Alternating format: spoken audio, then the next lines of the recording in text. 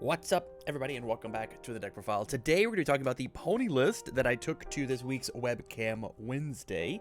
Pony is a blast. One of my favorite characters to play in the current metagame. And I gotta say, before we jump in, this list is going to be slightly different than the list that you can find over on the UGN app for the event.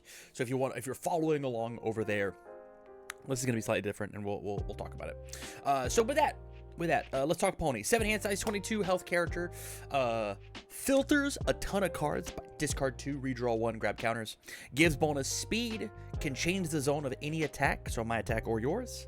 And then the most important part, you can spend 3 of those hard-earned horn counters in order to clear a card out of your card pool. And that is the main thing that we're going to be doing, is trying to keep our card pool as clean as possible to win the game. And so, with that said, let's jump into the list itself. This is an air list. I'm a big fan of what air pony can do right now. I know Earth has been the primary symbol, you could say, but I think Earth I think air is really solid. But let's just jump into the attacks. So the number one attack that I think really pushes this character up and over the edge right now is Lethal Slash. A bit of a high risk, high reward type card, because it does sport the 2 check here. But the fact that it says draw a bonus card as well as remove it after it resolves, if it's the second card, says that you play with a clean card pool, and B, you have more cards in your hand to keep using pony to generate more counters and cycle through your deck and find the pieces that you want. I love this card. Do you need to play Lethal Slash? No. Do I think you should play Lethal Slash? Yes, I'm a fan of it. I'm a fan. You gotta realize that sometimes you gotta do math on 2s, not 3s. The next attack that we're playing is for Electric Moth. This card easily could be cut down. I like the 4 of strictly because I want to be able to find this thing on turn 2. I want to play it, discard my 1 card, redraw 2 cards, discard my 2 cards, redraw my 1 card, and then build out as many cards as I possibly can. And so this card technically goes +1 in the form of discard 1 and then redraw 2. And it's really good for turn 2, so that I can build out nice and wide. But on the turns that I'm trying to kill you, I'm trying to like really go in, it's not that great. It's fine. It's okay. It's not that stellar. And so easily could be cut for something else, but I like the Electric Moth. Up next, the other big 4 diff that we have is Shoot Style Knee Smash. One of the reasons that I think that the air symbol is so solid is strictly because of this card here. It says response after it leaves the card pool during the combat phase, draw a bonus card. And so when we spend our horn counters to clear one of these, we draw a bonus. And then it also says if you've discarded a card during the enhanced step, gain 3 health, which is going to be important for a later attack. But this card is just doing kind of everything that Pony wants to do. And the other big thing is it is the off zone, so it's a low instead of a high, like most of our deck is. Up next, I want to talk about Wish Hard as the last real draw engine. This card is not a real attack in our deck. It's actually more like a 3-check action. It says after it's discarded with Pony per se, you can remove it from the game and then draw a bonus card. And so just having a single Wish Hard says like you turn a Foundation and Wish Hard into you discard the Foundation, you discard Wish Hard, you draw 2 because of one of Wish, one with Pony. So you actually went net neutral rather than whatever. You just like essentially cycled 2 cards and then grabbed your 2 horn counters. Feels great. Sometimes it is a 3 difficulty 4 damage move that like is okay to play, but if you're ever playing this card as a form, you are in desperation mode. We got to get the job done. I'm trying to kill you, and so it is for sure a desperate maneuver. Up next, onto the real, so this is kind of all like flow ideas of the deck. Like they're all like 4 diff, 4 damage, or like they all say redraw a card. Onto the real meat and potatoes of the deck. The thing that I think that Pony players just aren't playing, and I don't know why, is just 3 copies of Beast Summoning. Beast Summoning says pay 4 health to add a different copy of Beast Summoning from your discard pile to your hand. And so the classic play is you play your Beast Summoning, you play a second one, you use Pony to clear the first one, and then you pay the 4 to lift it back up, and then you play another one, you use Pony to clear the first one. And so she just like takes and says that when you have 2 Beast Summoning, you have X Beast Summoning, X equals your health plus horn counters, which is why this card says pay 4, and it's pretty good to gain 3 back. This is basically this card. If you play this card, you essentially get to play 1 extra Beast Summoning. unless like you go to exactly whatever. And so like it feels incredible. You definitely should be playing 3B summoning in every single pony list that is possible. Up next, value cards. We've got Vast Hybrid Chimera Kraken. The other main reason I think to play the air symbol, this card just shuts off so many key important pieces in the game right now. If my opponent has a cape, or they have some really onboard specific foundation, just being able to commit it as your opener just like feels incredible. I value this card a lot, as you should. Probably the best attack in the game. Kill cards, we've got 3 1-for-all full cowling roundhouse kick. Normally at the end of our strings, at the end of our turns, this thing is a 4 difficulty once I'm out of cards that like gives itself +4/+4 sometimes. And so like it's just like a 4 diff 8 damage move that I can change its zone or whatever. But normally by the time I'm playing this, I'm out of horn counters and out of cards in my hand in order to swing it. This card just feels great as the finisher. It's got the solid low block. It's the last reason to play the air symbol. And then the last attack that we're playing is just double tiaras. Because of this card not caring about cards leaving the card pool, Lethal Slash, anytime that you play Lethal Slash, you draw a card and then you make tiaras 1 cheaper, which feels very good. I will say that Lethal Slash does not interact with 1-for-all full cowling, because full cowling does ask you specifically to be cleared from the card pool, whereas tiaras does not care. It just cares about things leaving the card pool. So 3 mid for 7, it's a throw. It's got crazy deadlock if we ever are able to sneak some momentum. Card just feels very good. Onto the actions. We're starting off with 1 Airy Smile. The fact that Pony can change the zone of your moves says that you can take a move from low, make it a high, block with Airy Smile, and we're all good. And so like spend 3 counters to change the zone and then -2 speed gives really, really good Airy Smiles. But I noticed a lot of times whenever I was playing this card that I didn't want to flip the cards on my stage. And so utilizing the response on it is good, but it is technically a setback on my end because I do like my foundations to be face up. The next one is just the singular Genkai's Guidance. Another reason to play this character under the air symbol as opposed to the other ones. Other ones have things like under fire you get barrier shield, under earth you get referee jury as like ways to like solo out and attack. Genkai's Guidance is the air version of this. Only playing 1. I think you could sideboard a second one if you really wanted to, but I think one of the mains is totally acceptable. And then moving on to backups. I'm such a Grish's Attack Titan fan. Grish's being able to be a 1-card copy of 1, 2, or 3 attacks is just so solid. Of just like, hey, I will trade this resource on my board to go pick up any of these. Starting your turn with like 4 Grishes, then 4 Vapst Hybrid normally is like a surefire way to just like win the game. Or if you've done your combo, you've gone through, I'll form Grishes, go pick up a 2 difficulty 7 damage throw and then play it. Feels good. It's just a way to like help flow through the deck just a little bit better. Does it need to be in here? No. Could it be cut? Yes. It's also got a decent 1 low block, which the deck is, missing on block zones. Luckily we can change some stuff with Pony, but like a 1 low block does not feel bad at all. And worst case scenario, and you can say this was literally any card of the deck, if you don't like it and if you're not using it in this match, just discard it with Pony and you're fine. On to the foundations. Let's talk about the discarders first. The first one, and the thing that really pushed Pony up and over the edge, is Feral Shriek. The thing that let them be playable on any of the symbols and not just Earth is Feral Shriek.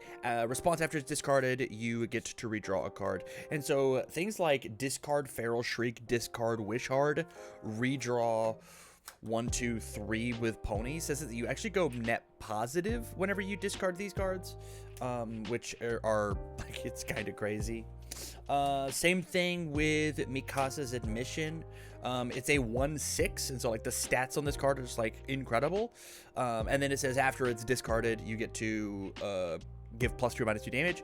It's what turns these little teeny 4 damage moves into something that's like a little more palatable and can actually get the job done. Or it stretches out that 22 health and says that, hey, I'll discard one of these. Now your 6 damage move is only 4 damage, and that's gonna save me enough so I can be summoning again next turn. And then the other discard card outlet that we have is just problem solving. I love this card. It's so cool in this deck. Problem solving is really unique inside of this list because of the fact that we have so much draw. There's plenty of times where I would open something like a I would open something like a knee smash, right? And I play my knee smash, and I go through everything, and I discard my problem solving, and I get +1 on my check, and then I draw into my Vast Hybrid Chimera Kraken. And normally in this deck, I don't want to play the Chimera Kraken next because it's on a 6, but because I discarded the problem solving, I've got +1 on my check. It's kind of like it's on a 5, right? Because I've got that +1, I check my 5, I check a 6, and I'm good. And then I'm off to the races. Something that this deck has that the other ones don't is just a little bit of reach, just because problem solving gets to exist. Something that the other symbols just don't have access to is problem solving existing. And so those are all the discard outlets. Like, we want to discard all of these, not these technically. We want to discard all of these and the Feral Shrieks, as well as the Wish Hearts. I probably could have put the Wish Hearts over here because they're essentially just, they're just discard fodder, but they technically are orange, so I didn't do that. On to the foundations. Let's talk aggro. Our first foundation is Sacrifice for the Cause. This is one of the things that takes Pony and pushes her up and over the edge. You saw all of the cards that say, if discarded, do a thing. This card says, if discarded, do a thing and get bonus equal to the printed block modifier, and so that's really good. You just have to be careful because you are playing the 2-check, that, like, understand that going first with your character committed, 9 times out of 10, you just don't play the Sacrifice for the Cause on turn 1. You're just supposed to save it for turn 2, because in this deck you are supposed to build for 2 turns before you pop off. Up next, we got Nature Chain of the Big 3. This card is in here almost exclusively as a lock breaker. Probably could be more of a defensive card rather than an aggro card. But I thought with its ability to, if blocked, gain 1, made it defensive enough. This card says that, because I don't think the opponent necessarily has a hard time killing you, especially if you have things like Sacrifice for the Cause out and the amount of attacks that she's allowed to play. But this does just turn all of your committed foundations into a little bit more damage, a little bit more reach, and so it feels good. Up next, we've got 4 basic trainings. It's a 0 diff, which feels super good because we do have the 2-check in here. We want to play value 0s. That lets us build out nice and big. And it also is a deadlock threat, which is hyper relevant because the way that you survive against Pony is by building out a huge stage and surviving and being able to block everything. So, hey, more speed. Speaking of speed, we've got triple skilled swordsmanship. This used to be 4 copies of the next card. This is my chance. So the list that you're going to see on UGN plays 0 copies of this and plays 4 copies of This Is My Chance. And my big thing is This Is My Chance does check a 4, and this checks a 5, which I thought was a big deal. And it also is just like randomly +2 speed for pretty much every one of my moves except for Kraken. Feels good. We are still playing the double This Is My Chance, though.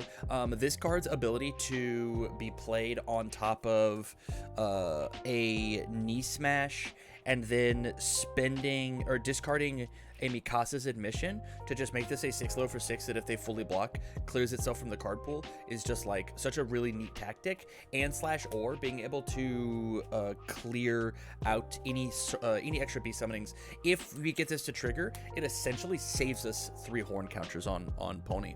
But I found when I was playing my first round that I was checking the 4 too often, and it just like the value wasn't quite there. Up next, defense-wise, we're playing triple Aaron's Sidestep. This card is flip -2 speed, and if it's fully blocked, Pony has the ability to change the zone of her moves. In the sideboard, there'd probably be a 4th one if we necessarily wanted it, but this is just like the main way with Pony's -speed and Aaron's Sidestep's -speed. This is kind of the only speed reduction that we need. On to the flow cards. The next thing that really pushed this character up and over the bar is Push the Advantage. Response flip: after you clear 1 or more cards from your card pool, draw a bonus card. Incredible in pairs. You just like open 2 of these and you feel like on turn 3 you're just going to murder them. It feels very, very solid. Almost an unstoppable force. Normally, whenever you get a couple of these out, you're playing something of like 6, 7, 8 attacks on turn 3 if you can just roll your 5s. And the way to do that is with a Mother's Embrace. Response, Tenacious Flip. After you clear a card from your card pool, re-ready it. And so this is our redraw after I clear. This is if it is committed, because we checked a little poor. Remember, we are running 2s. We flip and then re-ready it, and our stage is twice as healthy as it once was. Card's great. Card's incredible. If I could play 6 of it, I would. Which is why we're playing Incompatible Quirks, which is essentially more copies of Mother's Embrace. But this one, although it is unique, and so you can only have 1 of it on the board, I am playing 3 of it. This was the other big inclusion. Big shout out to Barlow. It says remove a foundation to re-ready it. So if I check poorly, I've got a face down here, and I check poorly and I commit my 2 resources, I then take and just remove this one from the game and then ready my Incompatible back up. And so it essentially said that I checked 1 better. And the big thing to remember here is when we are taking and doing this, this is playable on every single turn, and that includes defense. So this is a -2 speed, and then you can re-ready. But we almost never want to use this on defense because it does have the ability of just like, it is permanently frozen. It just can't ready during the ready step. And so we just like don't want to utilize that. We just want it to be there for a ton of extra resources on offense. And then the last flow card that we're playing is a Life in Danger, 4 copies of it. And the reason we're playing it is because, again, we're under the air symbol, a thing that the other symbols don't have access to, in order to make our Lethal Slash just a little bit safer. Response, after I check my 2, I flip it, and no, I didn't. I checked my 3. I still need it on a 4. Well, then this one becomes 2 resources worth of material. And so with that, there is the pony list. I like this list a lot. It is the list that I'm going to be taking to an LQ, local qualifier here, this upcoming weekend. But let me know what you guys think about my list of choices. If there's anything that you guys think that I should change or mess with, let me know down in the comments down below. With that said, you guys, thank you much for watching the video, and as always, I wish you well.